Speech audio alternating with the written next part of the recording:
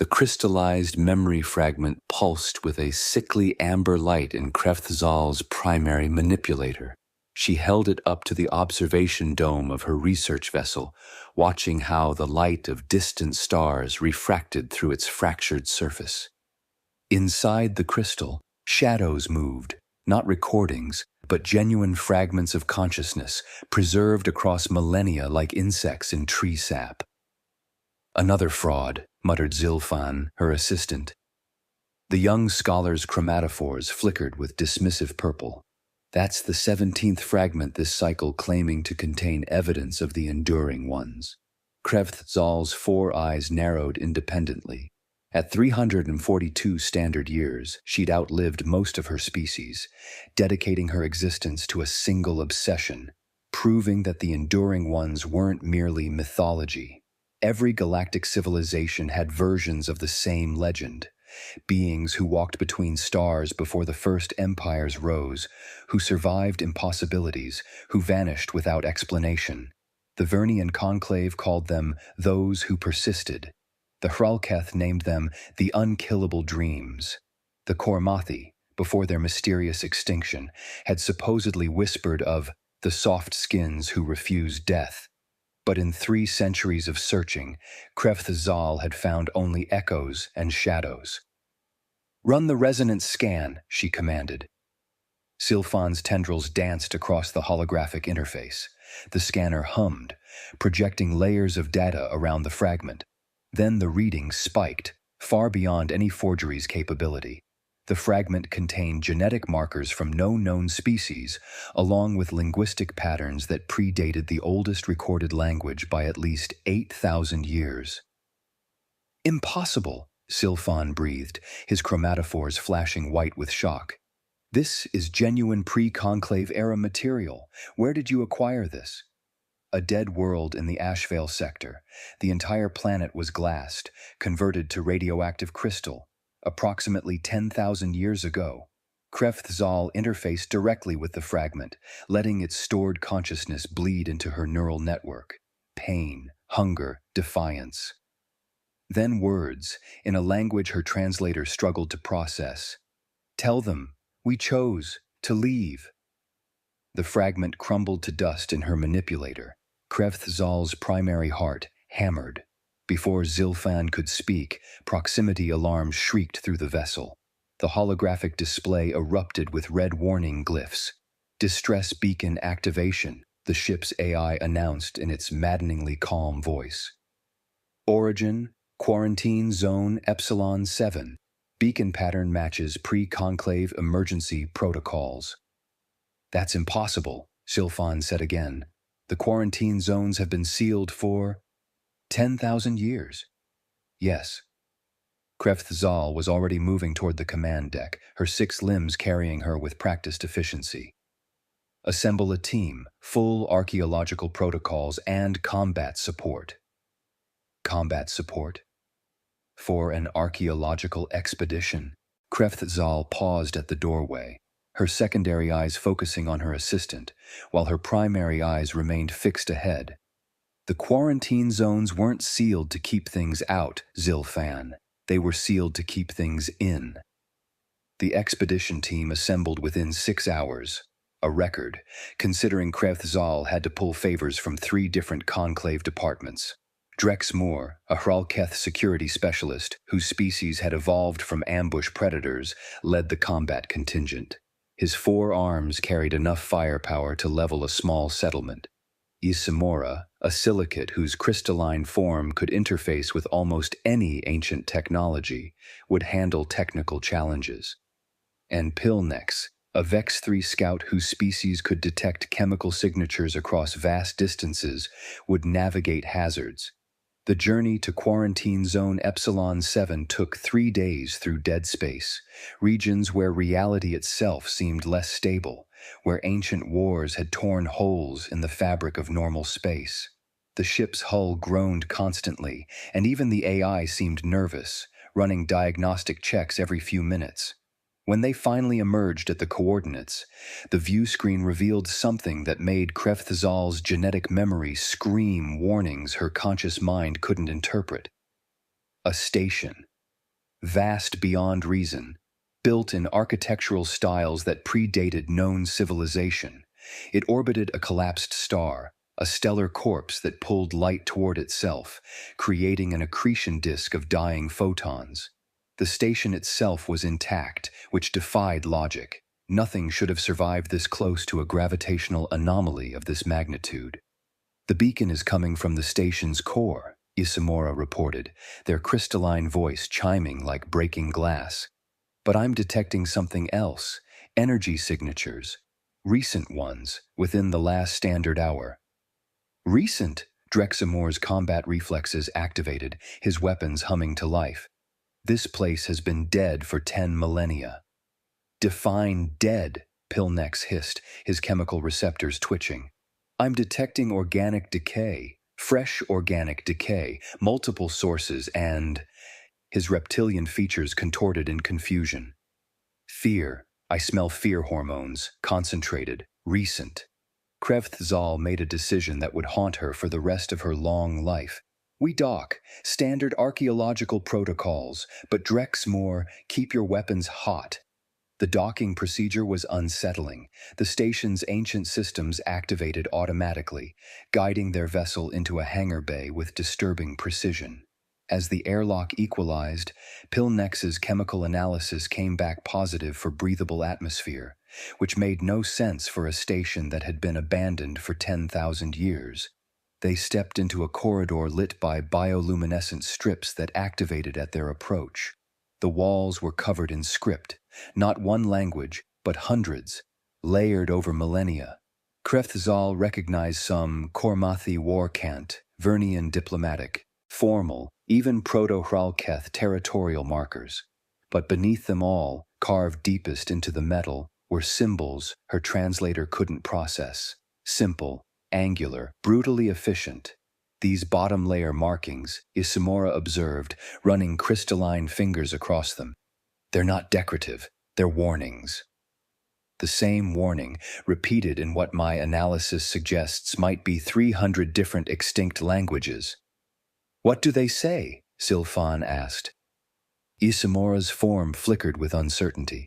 The closest translation my systems can provide is, "Do not wake the ones who chose to sleep." They followed the beacon deeper into the station. The architecture shifted as they progressed. Newer sections built onto older ones, like geological strata of civilization. They passed through what appeared to be a Kormathi military installation, complete with weapons lockers and tactical displays. The Kormathi had been legendary, apex predators who'd conquered 400 systems before mysteriously vanishing 3,000 years ago. Their empire had been built on systematic dominance and overwhelming military superiority.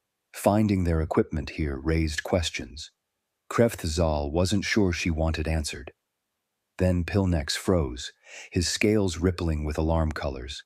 "Stop! All of you, stop moving!" They halted.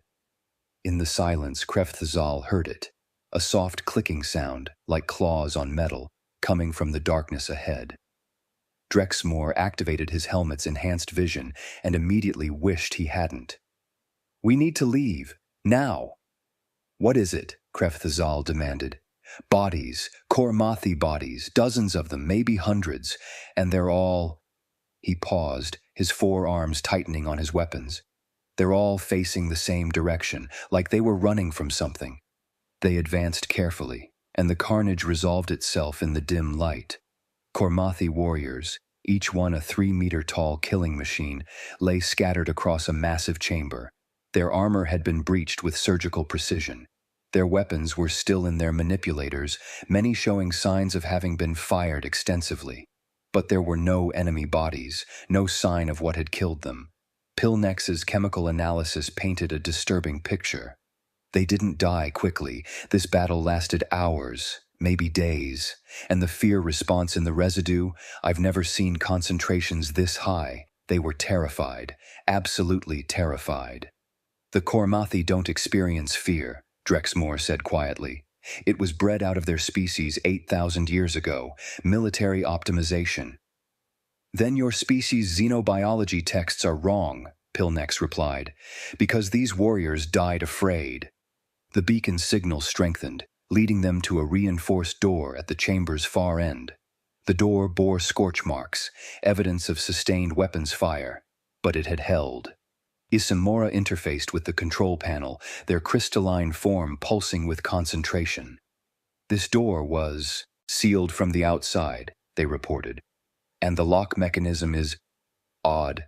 It's not Kormathi design, it's older, much older, and there's an inscription here in that same untranslatable script from earlier. Can you open it? Krefthzal asked. Yes, but should I? According to my translations, this inscription is another warning, something about the last of the enduring, and let sleeping ghosts rest. Krefthzal thought of the crystallized memory fragment, of 3 centuries searching for truth, of legends whispered across 1,000 worlds. Open it. The door split apart with a hiss of equalizing pressure. Beyond lay a small chamber, a survival vault Krefthzal recognized, designed to keep a single occupant alive indefinitely.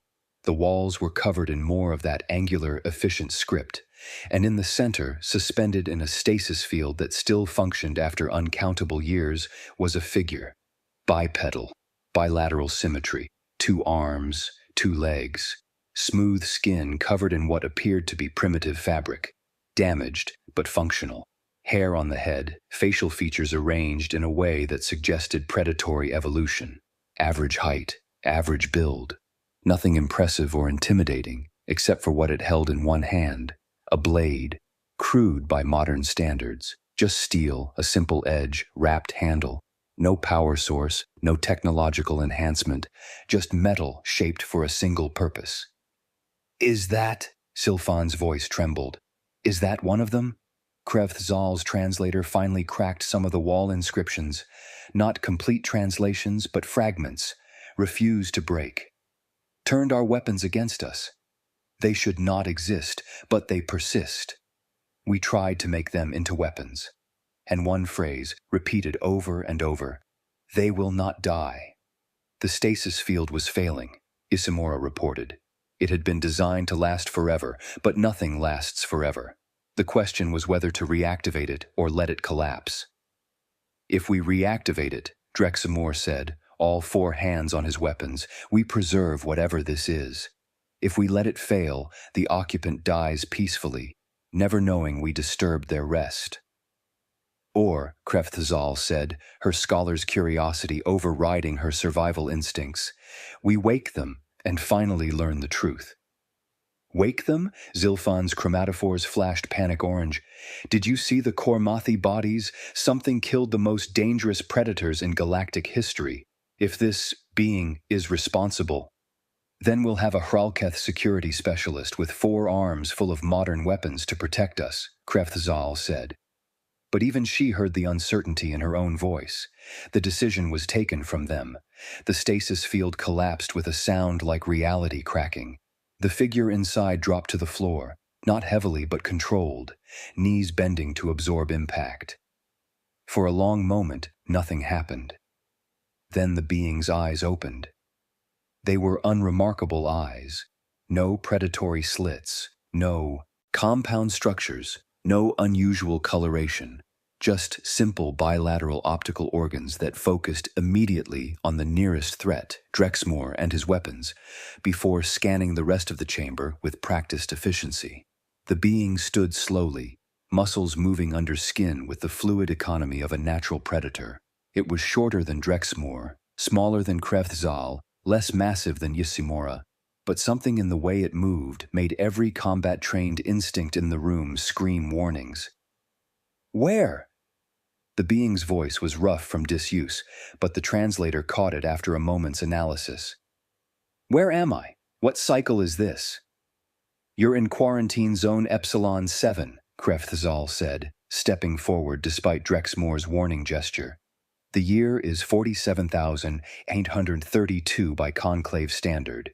You've been in stasis for, we're not sure how long. What is your species designation?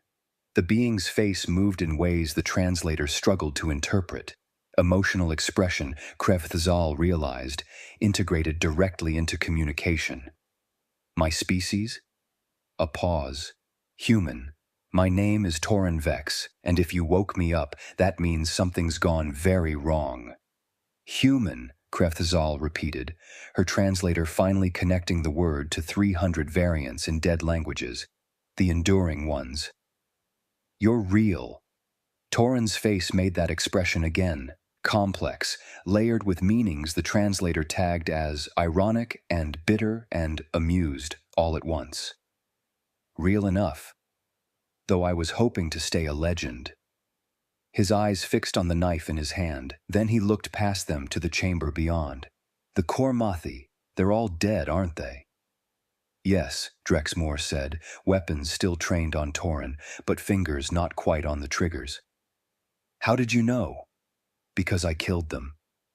Torrhen's voice was matter-of-fact, carrying no pride or remorse. Not all at once. Took about 4 years, standard time. They kept sending more warriors. I kept surviving. Eventually, they locked me in stasis rather than keep losing troops. He looked at Krefthzal. How long ago did the Kormathi Empire fall? 3,000 years ago, they vanished from the galactic stage without explanation. Torrhen made that complex facial expression again. Not without explanation. They just never told anyone the truth. He started walking toward the door, still holding his knife. I need to get off this station. Where's your ship? Alarms shrieked through the station. Red emergency lights activated, bathing everything in crimson. The walls vibrated with a sound like something massive waking up. Ismora's crystalline form flashed panic white. The station's security system just activated. I'm detecting movement throughout the structure. Multiple contacts, moving fast, moving toward us. What kind of contacts? Drexmore demanded. Unknown biological signatures. Neural activity consistent with predatory hunting patterns, and there... Ismora's voice fractured like breaking crystal. They're everywhere. Pilnex's chemical receptors went into overdrive. I smell them now, synthesized pheromones designed to induce paralytic fear, chemical warfare. And there's something else. His scales rippled with colors that indicated his species' equivalent of existential dread. They smell like death that's still alive. The first Shadekin entered the chamber like smoke given predatory form. 3 meters long, 6 limbs ending in blade-like talons, a head that was mostly mouth and chemical emitters. It had been engineered. Krefthzal could see the signs, designed to hunt anything with neural activity. The Kormathi had created biological weapons as cruel as they were efficient. Drexmore opened fire immediately. Plasma bolts that could vaporize steel struck the Shadekin's center mass. The creature barely slowed, its chitinous armor designed to dissipate energy weapons. It shrieked, a sound that bypassed auditory processing and went straight to the fear centers of the brain, and charged. More Shadekin poured through doorways and ventilation shafts. Dozens, maybe hundreds. Zilfan activated the expedition's standard survival protocol. 47 items designed by the best Conclave engineers to handle any emergency. Portable shield generators, medical nanites, atmospheric processors, environmental suits, emergency rations, communication boosters, and 40 other pieces of equipment that represented 10,000 years of accumulated survival knowledge. The team formed a defensive circle, shields overlapping, weapons firing in coordinated patterns that had been refined across millennia of galactic warfare. They were professionals, following protocols that had saved countless lives, and they were going to die anyway. Krefthzal could see it in the math. The Shadekin were too many, too fast, too well designed. The shields were already failing under sustained assault. Isimora's crystalline form had cracked in 3 places. Pilnex was struggling to breathe through the paralytic pheromones. Even Drexmore, veteran of 100 combat situations, was being driven back step by step. Then Torrhen Vex walked past their defensive perimeter, heading toward the advancing swarm of death. "Get back!" Drexmore shouted. "The defensive protocols..." "Won't work," Torrhen said simply.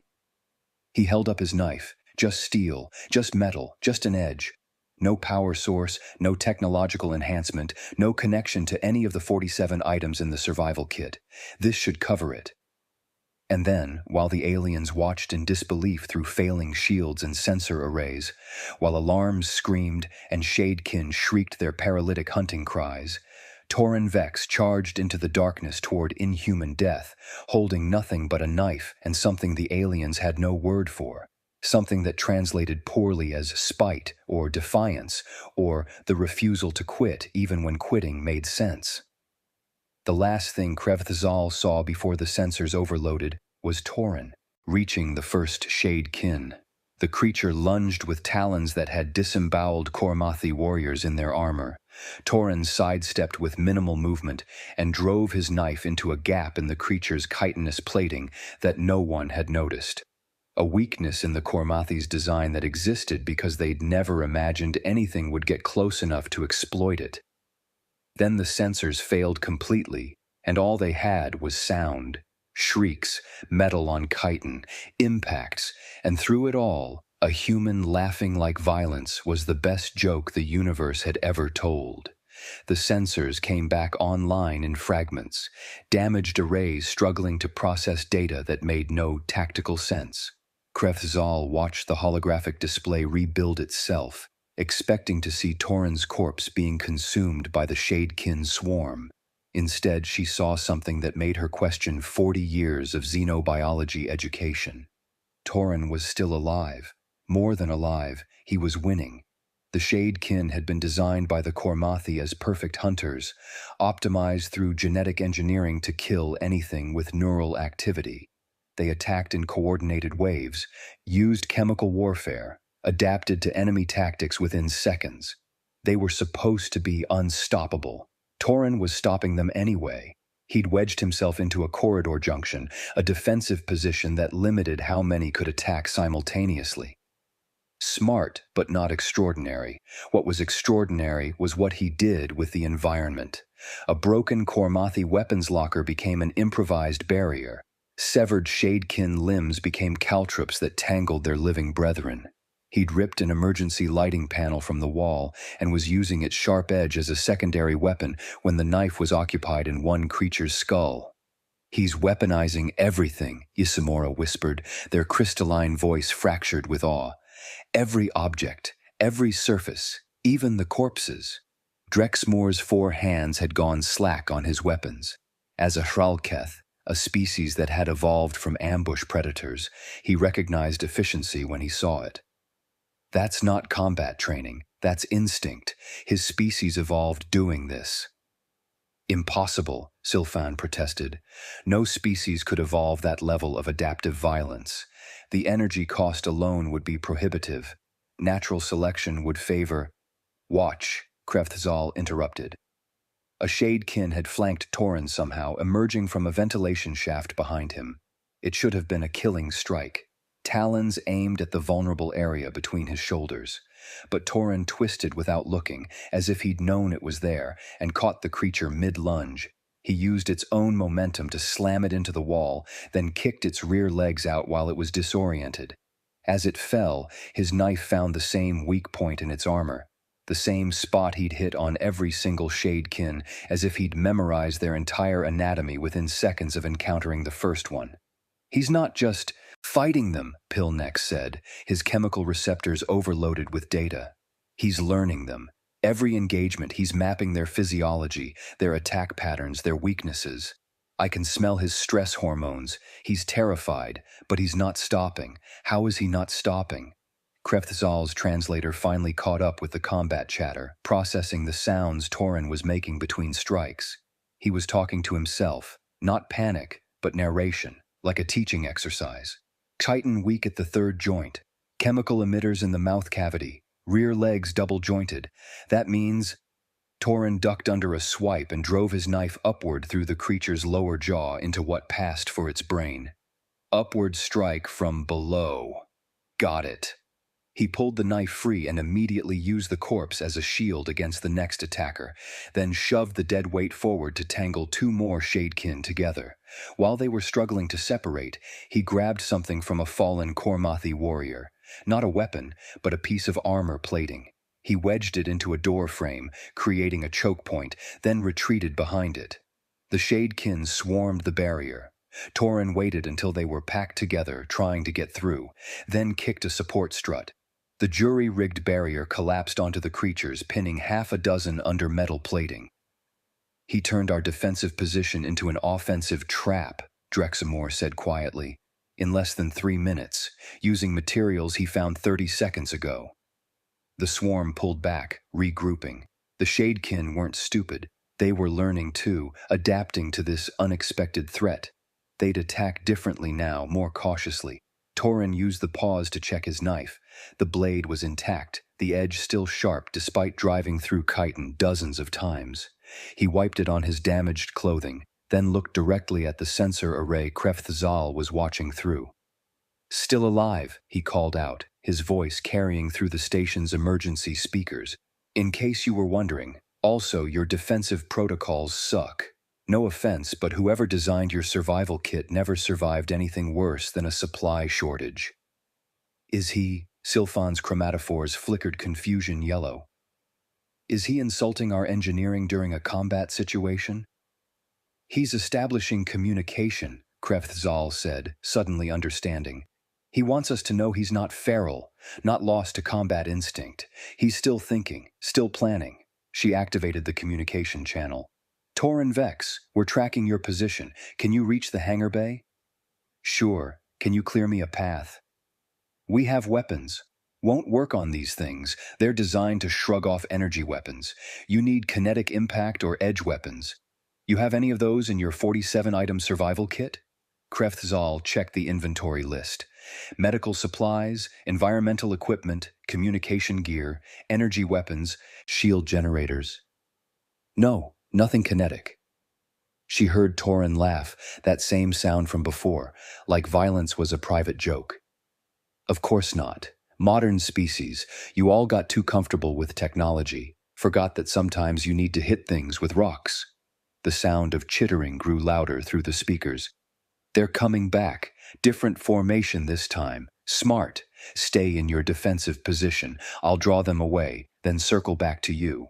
Don't shoot me when I arrive." The communication cut off. "He's going to draw them away," Pillneck said slowly. "Dozens of engineered killers. By himself. With a knife." "He already did it once," Drexamore pointed out. "Against the entire Kormathi garrison, apparently." Isamora's crystalline form pulsed with sudden realization. The wall inscriptions, the ones that said, "They will not die." "I don't think it meant they're immortal. I think it meant they refuse to die. There's a difference." Krefthzal accessed the station's broader sensor network, watching as Torrhen led the Shadekin swarm away from the expedition team. He was running now, but not in panic, in tactics. He'd stop at corners to strike pursuing creatures, collapse corridors behind him to slow the swarm, use every feature of the environment. And he was hurting them, she realized. Driving them towards something. "What's in that section of the station?" she asked Isamora, the crystalline being interfaced with the ancient systems. "Emergency venting controls, atmospheric processors. Why would—" They stopped. Oh no, he's brilliant and insane." "Explain." "Those systems connect to the station's external hull. If he opens the vents while the Shadekin are in that section—" They watched through sensors as Torrhen reached a control panel, stabbed his knife into it, apparently understanding ancient Kormathi systems through nothing but observation, and activated the emergency atmospheric purge.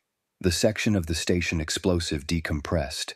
Dozens of Shadekin were torn into space, their bodies freezing instantly in the void around the collapsed star. Torrhen held onto a support beam, his other hand gripping his knife driven into the metal floor, as atmosphere howled past him. When the pressure equalized, he pulled himself up, retrieved his knife, and started jogging back toward the hangar through corridors now littered with frozen corpses. "Did he just—" Sylphan couldn't finish the sentence. "He turned the entire station into a weapon," Drexamore said with something approaching respect in his voice. "He didn't fight them. He changed the battlefield until they couldn't fight back." Torrhen arrived at their position 12 minutes later, slightly more damaged but very much alive. He had new cuts across his arms and torso. The Shadekin had gotten closer this time, but he'd sealed the wounds with some kind of emergency medical foam he'd scavenged from a Kormathi first aid station. "Sorry about the mess," he said, leaning against a wall and breathing hard. "Your sensors probably picked up the decompression. Had to improvise. These things don't die easy." Krevthzal stared at him. This being from legend, this representative of a species that shouldn't exist. "You survived. Against Kormathi bioweapons, with a knife." "And the entire station," Torrhen pointed out. "The knife was just the primary tool. Everything else was secondary resources. That's what you all don't understand. Survival isn't about having the right equipment. It's about making everything into the right equipment." He noticed their 47-item survival kit spread around their defensive position. "Though I'll admit, some of this stuff is pretty clever, just used wrong." "Used wrong?" Drexmoor's combat pride activated. "These protocols have been refined over 10,000 years. To keep you alive in predictable scenarios," Torrhen interrupted. "But you're in a Kormathi weapons research station orbiting a collapsed star, being hunted by engineered killers. This isn't a predictable scenario. You need to adapt." He walked over to their survival kit and started sorting through items. "Shield generator. Good for defense, but the power pack can be overloaded to create a directional EMP blast. Medical nanites can be reprogrammed to target biological organisms instead of treating them. Atmospheric processor. Concentrated oxygen makes a hell of an accelerant if you need fire. Communication booster. High-frequency signals could potentially disrupt the Shadekin's chemical coordination." He looked up at their stunned faces. "You built a survival kit. I see a portable armory." Isimora's voice was barely a whisper. "That's not how those systems are designed to work." "Nothing works the way it's designed when you're fighting for survival. You make it work however you need." Torrhen stood, wincing slightly. "Now can we get to your ship? I'd rather not test whether there are more Shadekin in deeper levels." They made it to the hangar without further attacks, though Pilnex's chemical receptors kept detecting traces of the creatures throughout the station. Torrhen walked in the middle of their formation, still holding his knife, examining the architecture with the eye of someone who saw everything as a potential weapon or tool. Once aboard the ship, Krevthzal sealed them in and initiated emergency departure. The station receded behind them, its ancient secrets still mostly locked away. "I need to know," she said to Torrhen, who'd accepted medical treatment but refused to release his knife. "The Kormathi, what really happened to them?" Torrhen was quiet for a long moment. Then, "They found my people, humans, about 12,000 years ago. We were young, technologically, just starting to explore nearby star systems. The Kormathi saw potential in us, not as equals, but as weapons. They were building an empire, needed soldiers who could think creatively, survive impossible odds, adapt to any environment. So they took samples. Thousands of us. Brought us to stations like this one, ran experiments." His hand tightened on the knife. "They wanted to break our survival instinct, reprogram it, turn us into controllable biological weapons, but they didn't understand what they were working with. Humans don't break predictably. We adapt, we improvise.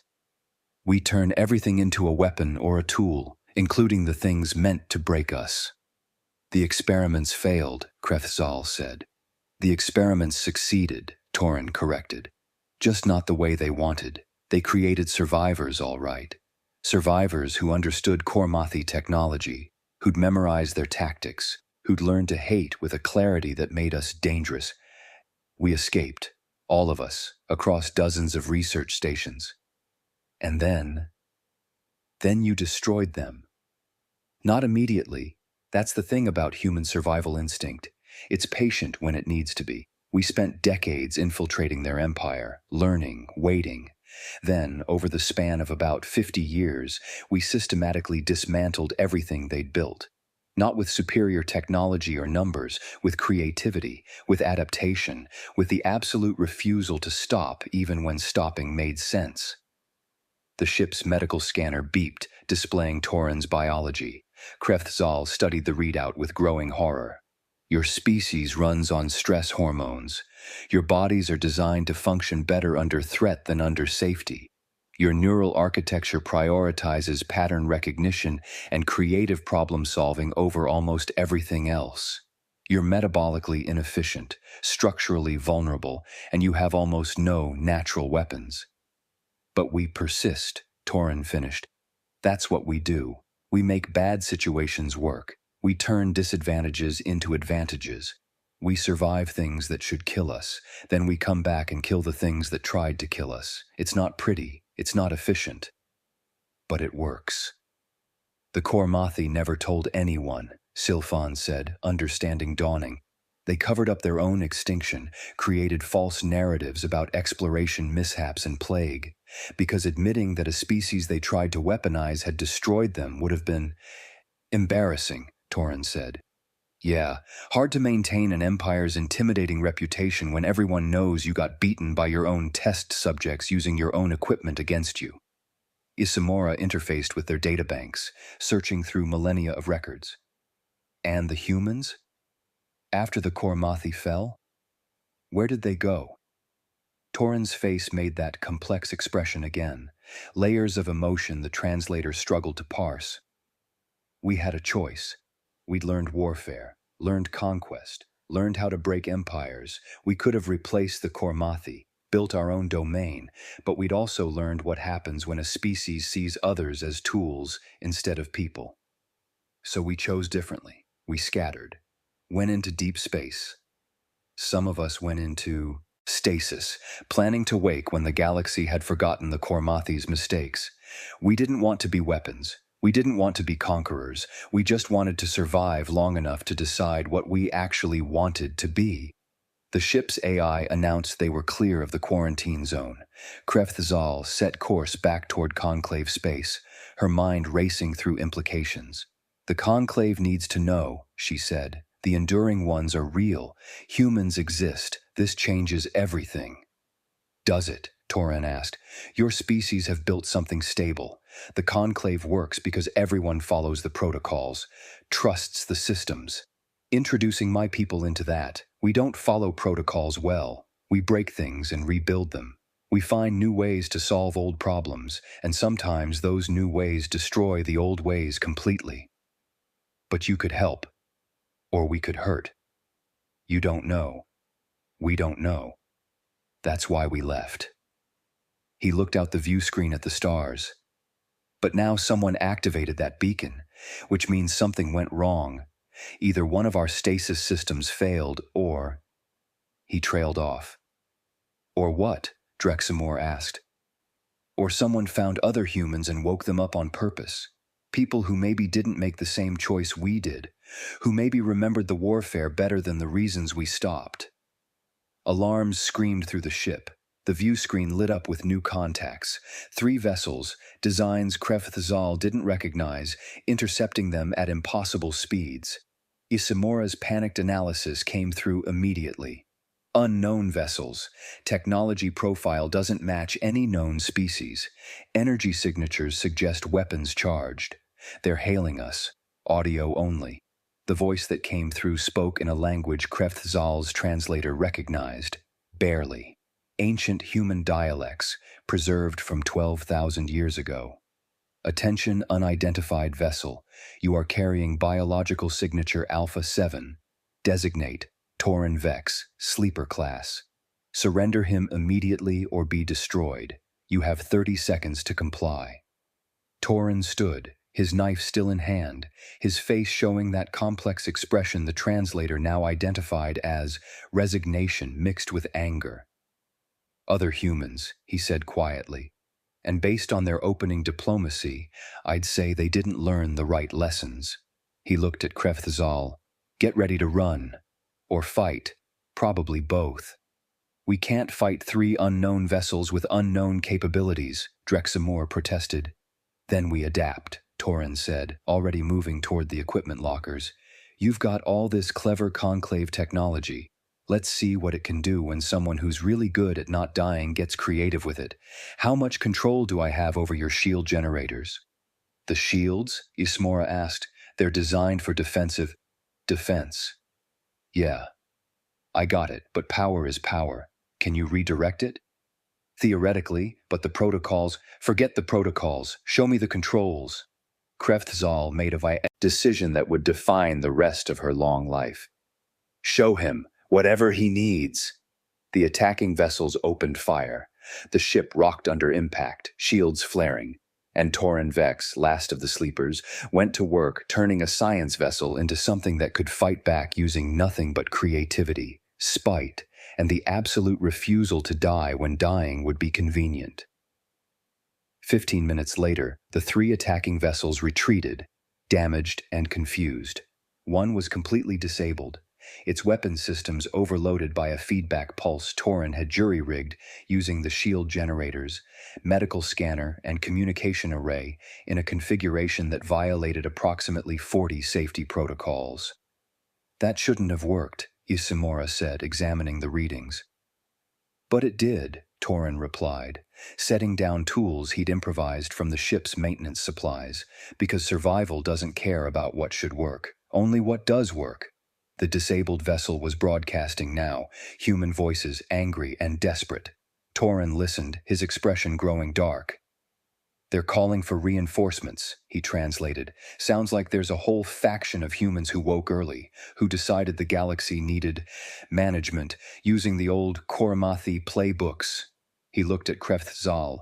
I need to find them, stop them, before they make the same mistakes that got us locked in stasis in the first place. You can't do it alone, Kreftzal said. I've done harder things alone, with less than a knife. But you don't have to, she gestured to her team. Drexmore, weapons ready. Isamura, already analyzing the disabled vessel's technology. Pilnex, tracking chemical signatures through space. Zilfan, documenting everything with scholarly precision. We've seen what humans can do, how you adapt, how you turn everything into a tool for survival. Imagine what we could do together, your creativity with our resources. Torrhen was quiet, considering. Then he smiled, a genuine expression this time, not layered with irony. You'd be terrible at following my plans. I don't really do plans. I do improvisation and educated guessing. Then we'll be terrible together, Kreftzal said. Better than being good at dying separately. He laughed at that, the same sound from before, but lighter now. All right, but I'm keeping the knife, and I'm going to keep teaching you how to use your equipment wrong. Deal. 3 days later, Kreftzal submitted her report to the conclave. She kept it factual, detailed, and concluded with a single recommendation that would echo through galactic history. The enduring ones are real. The legends call them humanity. They are neither conquerors nor saviors. They are survivors, with all the creativity and danger that implies. They turn everything into tools. They refuse to die when dying makes sense. They adapt faster than evolution should allow, and some of them have returned, for better or worse. The conclave must decide, do we fear them, fight them, or learn from them, because ignoring them is no longer an option. She paused, then added one final note. Personal observation. I asked Torrhen Vex why he chose to carry only a knife when advanced technology was available. He said, a knife is honest. It does one thing well. Everything else I need, I can make from what's around me. That's the difference between surviving and just being alive. Knowing the tool isn't as important as knowing how to use everything as a tool. The conclave has spent 10,000 years perfecting our 47-item survival kit. Humanity brought a knife and said, this should cover it. And they were right.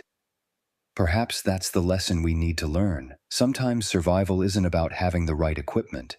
It's about being the kind of species that refuses to quit even when the universe says you should. Humanity doesn't survive because they're strong. They survive because they're stubborn.